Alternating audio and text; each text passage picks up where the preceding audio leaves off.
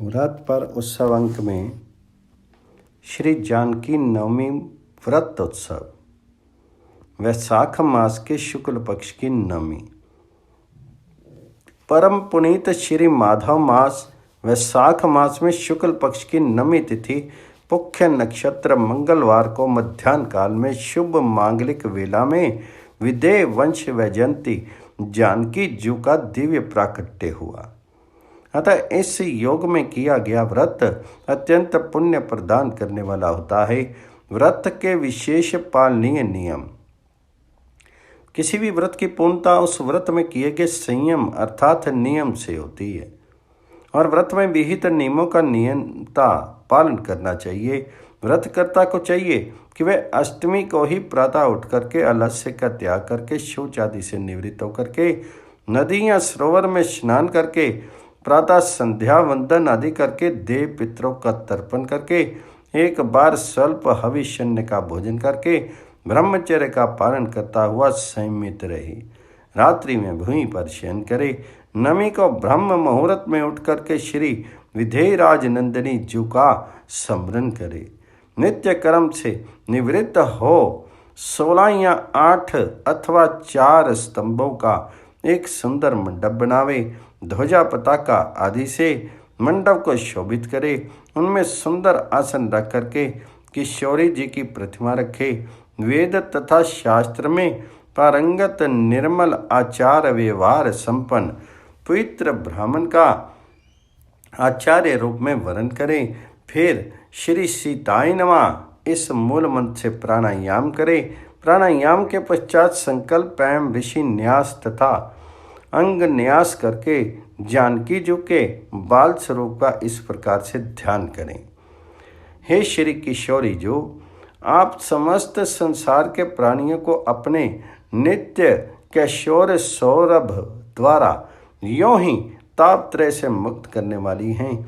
योगी जनों के चित्त को सहसा अपहृत करने वाली हैं। आप परमहंस पद प्राप्त मुनियों से संसेव्य हैं। मैं भक्त जन मानस भ्रमर वली द्वारा पीत प्राग वाले श्री विधेय वंश वैजयंती जानकी जू के पाद पद्मों की वंदना करता हूँ। ध्यान के पश्चात प्रतिमा की पूजा करके शैया अधिवास, धान्य अधिवास, जल अधिवास, पुष्प अधिवास आदि करें। नैमित्तिक महापूजा विशेष रूप से करें।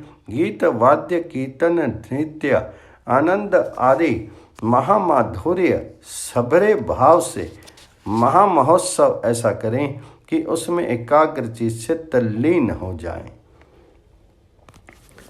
पूर्वान कृत्य मंडप में प्रवेश करके षष्ठी वाचन मंगल पाठ करके श्री गणेश सूर्य अग्नि विष्णु शिव पार्वती एवं भक्त शिरोमणि श्री हनुमान जी का पंच उपचार से पूजन करके कलश स्थापन करें। तत्पश्चात श्री किशोर जू का श्री सीताय नमः मंत्र से आवाहन आसन पाद्य अर्घ्य आचमन मधुपर्क स्नान वस्त्र भूषण चंदन सौभाग्य द्रव्य पुष्प आदि उपचारों से प्रणाम प्रदक्षिणा पर्यंत पूजन करें। तदुपरांत अष्टदल कमल में अष्ट दिव्य सखियों का पूजन करें। सखियों के पूजन के उपरांत परम ज्ञान शिरोमणि विज्ञान विभा निधान श्री याज्ञवल्क्य जी का आवाहन एवं पूजन करें। पुनः श्री गौतम पुत्र श्री सतानंद जी का पुण्य आवाहन करें। तत्पश्चात श्री निमि वंशोद्धार श्री जनक जी महाराज का पुण्यवाहन करें। तदंतर श्री लक्ष्मी निधि जी महाराज सहित मैथिलों का पूजन करें। अब अनन्य भाव से श्री विधेयराज नंदिनी जी के परम पावन दिव्य जन्म उत्सव को गीत वाद्य आदि से पुरजन परिजनों सहित मनावे। सर्वप्रथम ये मंगल गीत समवेत स्वर में गावे। मंगल मिथिला धाम मंगल मंगल हो, प्रगति सिय कुमारी आजु सखी मंगल हो। मंगल बजत निशान गान सुख मंगल हो, विप्र सुमंत्र उचार विहि देव सुख मंगल हो। मंगलपुरी सुहात द्वार प्रति मंगल हो। मंगल जनक लली प्यारी सेकर मंगल हो। मंगल सकल समाज लखी नृप मंगल हो। जय जय करत महान प्रजा मुद मंगल हो। इतर अर्गजा चंदन बरसत पुर नभ मंगल हो। देत याचक ही दान चाह विधि मंगल हो। आस ब्रजेश्वर दास सदा तब मंगल हो। चिरे जीवे लली हमार निस्तिन मंगल हो। मांगल्य गीत उपरांत देवीजू के पवित्र महात्म की कथा सुननी चाहिए। श्री विधेय वंश वैजयंती जानकी जी की महिमा को मंडित करने वाली एक पावन कथा यहाँ प्रस्तुत है। मारवाड़ क्षेत्र में एक वेदवादी श्रेष्ठ धर्म धुरीन ब्राह्मण निवास करते थे। उनका नाम देवदत्त था। उन ब्राह्मण की बड़ी सुंदर रूपगर्ता पत्नी थी। उसका नाम शोभना था।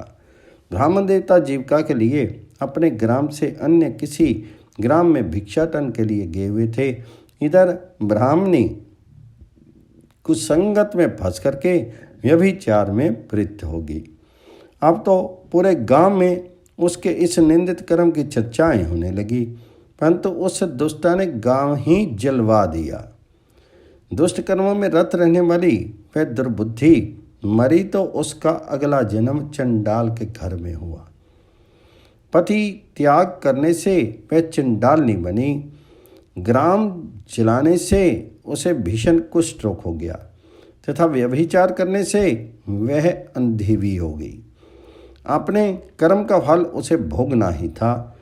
इस प्रकार वह अपने कर्म के योग से दिनों दिन दारुण दुख प्राप्त करती हुई देश देशांतर में भटकने लगी। एक बार देव योग से वह भटकती हुई कौशलपुरी में आई। संयोगवश उस दिन वैशाख मास के शुक्ल पक्ष की नवमी तिथि थी, जो समस्त पापों का नाश करने में समर्थ है। जानकी नवमी के पावन उत्सव पर के भूख प्यास से व्याकुल वह दुखियारी इस प्रकार प्रार्थना करने लगी, हे सज्जनों, मुझ पर कृपा करके कुछ भोज्य सामग्री प्रदान करो, मैं भूख से मर रही हूँ। ऐसा कहती हुई वह स्त्री श्री कनक भवन के सामने बने 1000 पुष्प मंडित स्तंभों से होकर के उनमें प्रविष्ट हुई। उसने पुनः पुकार लगाई, मैया भैया कोई तो मेरी मदद करो, कुछ भोजन दे दो। इतने में एक भक्त ने उससे कहा, देवी आज तो जानकी नवमी है, भोजन में अन्न देने वाले को पाप लगता है, इसलिए आज तो अन्न नहीं मिलेगा। कल बारना के समय आना, भरपेट ठाकुर जी का प्रसाद मिलेगा। परंतु वह नहीं मानी। अधिक कहने पर भक्त ने तुलसी एवं जल उस चंडालनी को प्रदान किया। वह पापनी भूख से मर गई। इसी बहाने अनजाने में उससे श्री जानकी नवमी का व्रत पूरा हो गया। अब तो परम कृपालनी दया स्वरूपनी श्री जानकी जो प्रसन्न हो गई तथा कृपा से परिपुष्ट कृपा रूपनी ने समस्त पापों से उसे मुक्त कर दिया। व्रत के प्रभाव से वह पापनी निर्मल होकर के स्वर्ग में आनंद से अनंत वर्षों तक रही। तत्पश्चात वह कामरूप देश के महाराज जय सिंह की महारानी कामकला के नाम से विख्यात हुई। जाति सम्रा उस महान साध्वी ने अपने राज्य में अनेक देवालय बनवाए, जिनमें श्री जानकी रघुनाथ जी की प्रतिष्ठा करवाई। श्री जानकी नवमी पर श्री जानकी जी की पूजा, व्रत, उत्सव, कीर्तन करने से उस परम दयामयी श्री सीता जी की कृपा हमें अवश्य प्राप्त होती है। अस्तु हमें चाहिए कि हम नियम पूर्वक दृढ़ संकल्प होकर के श्री जानकी नवमी व्रत उत्सव का लाभ लें।